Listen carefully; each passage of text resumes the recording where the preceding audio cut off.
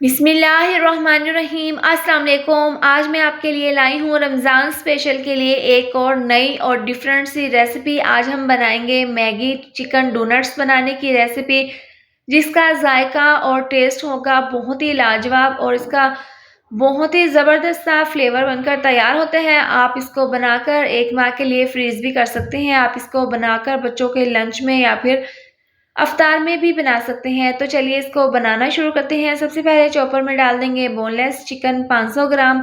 इसके साथ ही हम 4 डाल देंगे लाल वाली मिर्चें। आप हरी मिर्चों का भी इस्तेमाल कर सकती हैं। इसके बाद 3 अदद डाल देंगे लहसुन के बड़े वाले जवे। ये डालने के बाद टेस्ट के हिसाब से आधी चम्मच नमक डाल देंगे, आधी चम्मच धनिया पाउडर।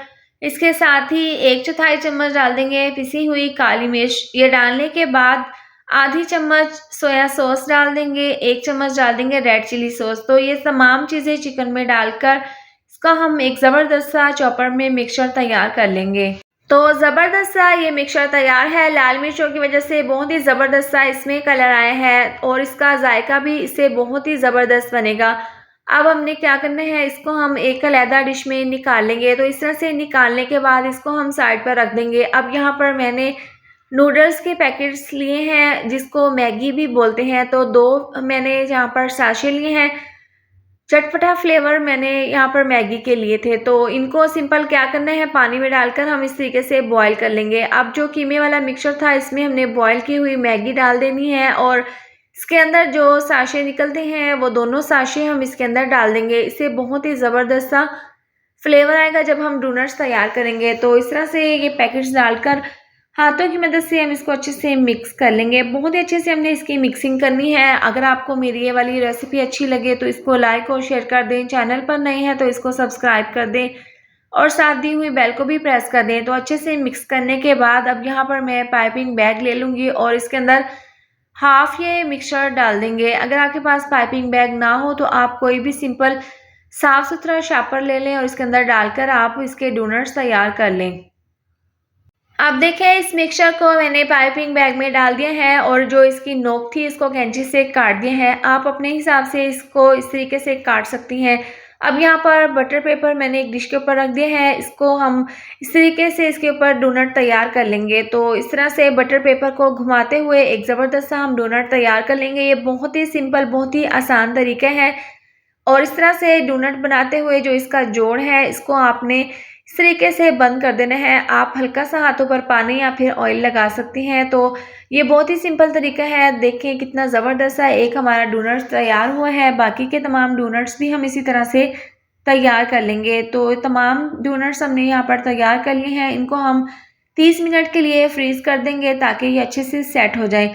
अब इसके लिए हम स्लरी तैयार कर लेंगे। तो 1 कप मैंने यहाँ पर मैदा लिया है। सबसे पहले आधी चम्मच इसके अंदर नमक डाल देंगे, 1/4 चम्मच पिसी हुई लाल मिर्च डाल देंगे। थोड़ा-सा हम इसके अंदर तकरीबन 1 कप पानी डाल देंगे और इसको हम अच्छे से मिक्स कर लेंगे। तो ये ज़बरदस्त सी हमारी स्लेली तैयार हो गई है।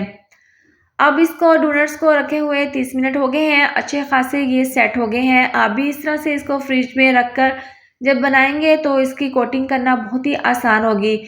अब सबसे पहले जो स्लेरी हमने बनाई थी इसके अंदर हम इसको डिप कर देंगे और इसको निकाल कर इसके ऊपर हम ब्रेड क्रम्स लगाएंगे। अच्छे से हमने इसके ऊपर ब्रेड क्रम्स लगा देने हैं। तो इस तरीके से तमाम जो डोनट्स हैं वो हम तैयार कर लेंगे। तो इस तरह से जब आप इसके ऊपर ब्रेड क्रम्स लगा लेंगे तो आप इस पॉइंट पर इसको एयर टाइट बॉक्स में या फिर जिप लॉक बैग में डालकर 1 माह के लिए फ्रीज़ भी कर सकते हैं। तो इस तरह से तैयार करने के बाद इनको हम फ्राई कर लेंगे। तो पैन में ऑयल को मैंने गर्म कर लिया था। अब 3 से 4 डोनट्स हम इसके अंदर डाल देंगे और इनको हम फ्राई कर लेंगे। फ्राई करने का तरीका ये है कि मीडियम आंच पर आपने इनको फ्राई करना है और इसको जब आप ऑयल में डाल देंगे तो आपने इनको हिलाना बिल्कुल भी नहीं है। तकरीबन 3 से 4 मिनट के बाद आपने इसको इसकी साइड को चेंज कर देना है। जब आपको लगे कि नीचे से इसका कलर जो है वो चेंज होना शुरू हो गया है तो इसकी साइड को हम चेंज कर देंगे। दूसरी साइड से भी इसी तरह से हम इनको फ्राई कर लेंगे। आप देखें इनको फ्राई होते हुए 7 से 8 मिनट हो गए हैं। ज़बरदस्त सा इनमें कलर आ गया है। जो पहले डोनट्स हमने डाले थे इनको हम निकाल लेंगे और जो बाकी के हैं इनको भी हम साथ ही इसी तरह से फ्राई कर लेंगे। तो आप यहाँ पर इनकी फाइनल लुक देख सकते हैं। देखने में इतने ज़बरदस्त लग रहे हैं, खाने में तो बहुत ही टेस्टी और फ्लेवरफुल बनकर तैयार हुए हैं। इनका जो टेस्ट है वो बहुत ही डिफरेंट सा बनकर तैयार हुआ है। आप इफ्तार में इस मज़ेदार सी रेसिपी को ज़रूर ट्राई करें। वीडियो अच्छी लगे तो आप कमेंट करके ज़रूर बताएं कि आपको मेरी ये वाली रेसिपी कैसी लगी है। तो आप इसको इस तरीके से बनाकर गर्मा गर्म केचप के साथ सर्व करें। आप यकीन करें आपके घर वाले दोबारा से आपसे ये फरमाइश कर कर ज़रूर बनवाएंगे। इसके साथ ही अगर आपको मेरी ये वाली रेसिपी अच्छी लगे तो वीडियो को लाइक और शेयर कर दें। चैनल पर नए हैं तो इसको सब्सक्राइब कर दें और साथ दी हुई बेल को भी प्रेस कर दें ताकि आने वाली हर नई वीडियो का नोटिफिकेशन आपको मिलता रहे। अल्लाह हाफिज़।